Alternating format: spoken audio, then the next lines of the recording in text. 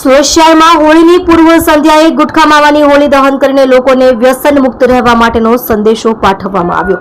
સુરત શહેરમાં વ્યસન મુક્તિ જનજાગૃતિ કાર્યક્રમ યોજવામાં આવ્યો હતો, જેમાં હોળીની પૂર્વ સંધ્યાએ ગુટખા માવાની હોળી દહન કરીને લોકોને વ્યસન મુક્ત રહેવાનો સંદેશો પાઠવવામાં આવ્યો હતો।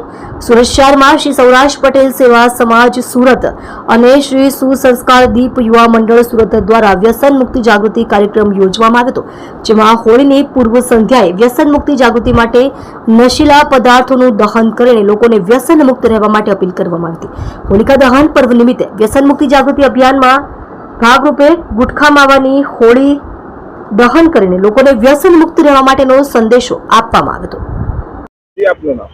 વાઘજીભાઈ સભાડિયા, સુસંસ્કાર દીપ યુવા મંડળ અને સૌરાષ્ટ્ર પટેલ સેવા સમાજ દ્વારા આ સમાજમાં વ્યસનની બધી દૂર થાય, સમાજ વ્યસનથી આ બધીથી દૂર રહે અને આવા પ્રયાસો હર હંમેશ માટે છેલ્લા 25 વર્ષથી આ સંસ્થા અને સમાજ સાથે મળી અને કાર્યરત છે। ત્યારે આજની આ હોળીની પૂર્વ સંધ્યાએ આપણા યુવાનોને વ્યસનથી દૂર રાખવા માટે એક હોળીનું આયોજન કર્યું છે અને આ હોળી તમાકુ, ગુટકા અને માવાના જે પેકેટો છે એનાથી આ હોળી પ્રગટાવવામાં આવી છે। સૌરાષ્ટ્ર પટેલ સેવા સમાજ દ્વારા 66માં સમૂહ લગ્ન પ્રસંગે જે મહેમાનો આવે, અતિથિઓ આવે, જાનૈયાઓ આવે, એમની પાસેથી વ્યસન છોડાવી અને એ ભેગા કરેલા ગુટકા, તમાકુ, બીડી, સિગારેટ આ બધું ભેગું કરી અને આજે એની હોળી પ્રગટાવવામાં આવી છે।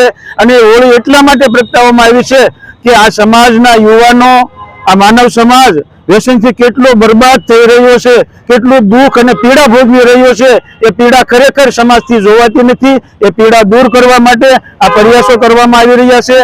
આ અભિયાનમાં સમાજનો દરેક વર્ગ, સમાજની દરેક સંસ્થાઓ સાથે જોડાય અને અભિયાનને વેગવંતું કરે એવી આપ સૌને વિનંતી છે, પ્રાર્થના છે। જય હિન્દ, વંદે માતરમ, અસ્તુ।